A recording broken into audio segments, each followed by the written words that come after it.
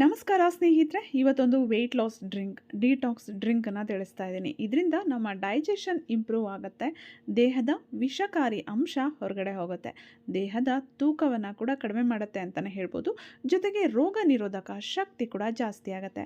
ತುಂಬ ಸಿಂಪಲ್ ಆಗಿದೆ, ಎಲ್ಲರೂ ಕುಡಿಬಹುದು, ಯಾವುದೇ ಸೈಡ್ ಎಫೆಕ್ಟ್ಸ್ ಇಲ್ಲ. ನೀವು ವಾರದಲ್ಲಿ 3 ದಿನ ಅಥವಾ 4 ದಿನ ಕುಡಿದ್ರೂ ಸಾಕು, ತುಂಬ ಒಳ್ಳೆ ರಿಸಲ್ಟ್ ಸಿಗುತ್ತೆ.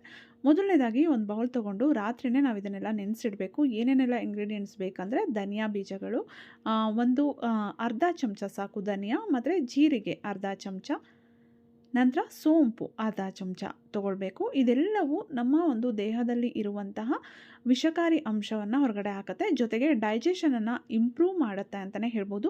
ಹೊಟ್ಟೆಯ ಆರೋಗ್ಯವನ್ನು ಕಾಪಾಡುತ್ತೆ. ಅದರಿಂದ ನಾವು ತಿಂದಂಥ ಆಹಾರ ಚೆನ್ನಾಗಿ ಜೀರ್ಣ ಆಗುತ್ತೆ, ಜೊತೆಗೆ ದೇಹದ ಕೊಬ್ಬು ಕರಗೋದಕ್ಕೂ ಕೂಡ ಇದು ತುಂಬಾ ಸಹಾಯ ಮಾಡುತ್ತೆ. ಇದ್ರ ಜೊತೆಗೆ ನೀವು ಹೆಲ್ದಿ ಡಯಟನ್ನು ಕೂಡ ಫಾಲೋ ಮಾಡಿ, ಆಗ ತುಂಬ ಬೇಗ ತುಂಬ ಒಳ್ಳೆ ರಿಸಲ್ಟ್ ಸಿಗುತ್ತೆ. ನೀರಾಕಿ ಇದನ್ನು ವಾಶ್ ಮಾಡಿ ಮತ್ತು ನೀರಾಕಿ ಇದನ್ನು ರಾತ್ರಿ ಪೂರ್ತಿ ನೆನೆಸಿಡಬೇಕು. ಇಡೀ ರಾತ್ರಿ ಇದನ್ನು ನೆನೆಸಿಡೋಣ.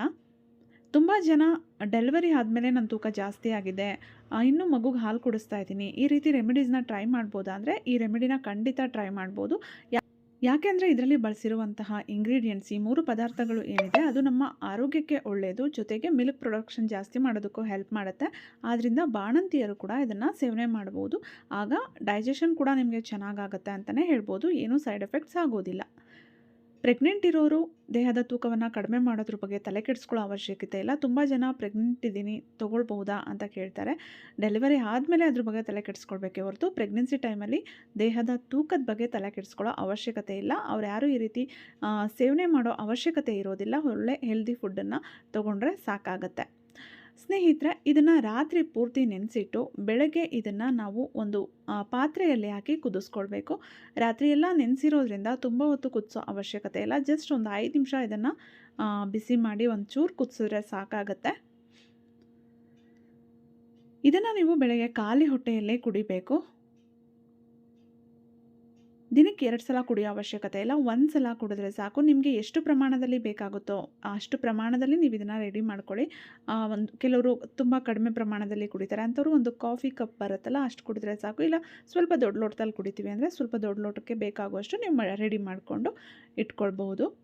ಫ್ರೆಶ್ಶಾಗಿ ರೆಡಿ ಮಾಡ್ಕೊಳ್ಳಿ. ರೆಡಿ ಮಾಡಿ ಇಟ್ಕೊಂಡು ಸ್ಟೋರ್ ಮಾಡಿಕೊಂಡು ಫ್ರಿಜ್ಜಲ್ಲಿ ದಿನ ಬಿಸಿ ಮಾಡ್ಕೊಂಡು ಕುಡಿತೀನಿ ಅದೆಲ್ಲ ಮಾಡೋದಕ್ಕೆ ಹೋಗ್ಬಿಡಿ. ಅದೆಲ್ಲ ನಿಮಗೆ ಖಂಡಿತವಾಗ್ಲೂ ಒಳ್ಳೆ ರಿಸಲ್ಟ್ ಸಿಗಲ್ಲ. ನಿಮ್ಮ ದೇಹದ ಮೇಲೆ ಸೈಡ್ ಎಫೆಕ್ಟ್ಸ್ ಉಂಟು ಮಾಡೋ ಸಾಧ್ಯತೆಗಳು ಇರುತ್ತೆ ಫ್ರಿಜ್ಜಲ್ಲೆಲ್ಲ ಇಟ್ಟು ತೊಗೊಂಡ್ರೆ. ಅದಕ್ಕೆ ನೀವು ಡೈರೆಕ್ಟಾಗಿ ನೀವು ಯಾವತ್ತು ಬೇಕೋ ಆವತ್ತು ಫ್ರೆಶ್ಶಾಗಿ ಪ್ರಿಪೇರ್ ಮಾಡಿಕೊಂಡು ಕುಡೀರಿ. ನೋಡಿ, ಈಗ ಪ್ರಿಪೇರ್ ಆಗಿದೆ. ಇದಕ್ಕೆ ನೀವು ನಿಂಬೆಹಣ್ಣಿನ ರಸ, ಜೇನುತುಪ್ಪವನ್ನು ಕೂಡ ಹಾಕ್ಕೊಳ್ಬೋದು. ಡಯಾಬಿಟಿಕ್ ಇರೋರು ಜೇನುತುಪ್ಪವನ್ನು ಸ್ಕಿಪ್ ಮಾಡ್ಕೊಳ್ಳಿ. ಬೇಕಿದ್ರೆ ಒಂದು ಸ್ವಲ್ಪ ನಿಂಬೆಹಣ್ಣಿನ ರಸವನ್ನು ಹಾಕ್ಕೊಳ್ಬೋದು, ಅಥವಾ ಎರಡನ್ನೂ, ಡಯಾಬಿಟಿಕ್ ಇಲ್ಲ ಅಂದರೆ ಎರಡನ್ನೂ ಬಳಸ್ಬೋದು. ತುಂಬ ಬಿಸಿ ಇರಬೇಕಾದ್ರೇ ನಿಂಬೆಹಣ್ಣಿನ ರಸ ಮತ್ತು ಜೇನುತುಪ್ಪವನ್ನು ಹಾಕ್ಕೊಳ್ಳೋದಕ್ಕೆ ಹೋಗಬೇಡಿ. ಸ್ವಲ್ಪ ಬಿಸಿ ಕಡಿಮೆ ಆದಮೇಲೆ ನೀವು ಹಾಕ್ಕೊಂಡು ಮಿಕ್ಸ್ ಮಾಡಿ ಸೇವನೆ ಮಾಡ್ಬೋದು. ನಿಧಾನವಾಗಿ ಇದನ್ನು ಸೇವನೆ ಮಾಡಿ, ಸಿಪ್ ಬೈ ಸಿಪ್ ನಿಧಾನವಾಗಿ ಸೇವನೆ ಮಾಡಿ.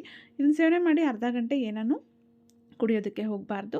ವೆಯ್ಟ್ ಲಾಸ್ ಅಂದರೆ ಜಸ್ಟ್ ಒಂದು ಈ ರೆಮಿಡಿಯಿಂದ ನಿಮಗೆ ಸಾಧ್ಯ ಆಗದೇ ಇರ್ಬೋದು. ಅದೇ ಜೊತೆಗೆ ನೀವು ಎಕ್ಸಸೈಸ್ ಮತ್ತು ನಿಮ್ಮ ಡಯಟು, ಹೆಲ್ದಿ ಡಯಟನ್ನು ಫಾಲೋ ಮಾಡಬೇಕಾಗತ್ತೆ. ಇದನ್ನು ಕುಡಿದ್ಬಿಟ್ಟು ಎಲ್ಲ ಚೆನ್ನಾಗಿ ತಿಂದರೆ, ಅನ್ಹೆಲ್ದಿ ಫುಡ್ಡೆಲ್ಲ ತಿಂದರೆ ಏನೂ ಪ್ರಯೋಜನ ಆಗೋದಿಲ್ಲ. ನಿಮ್ಮ ಡೈಜೆಷನ್ಗೆ ಮಾತ್ರ ಇದು ಹೆಲ್ಪ್ ಮಾಡ್ತಾ ಇರುತ್ತೆ.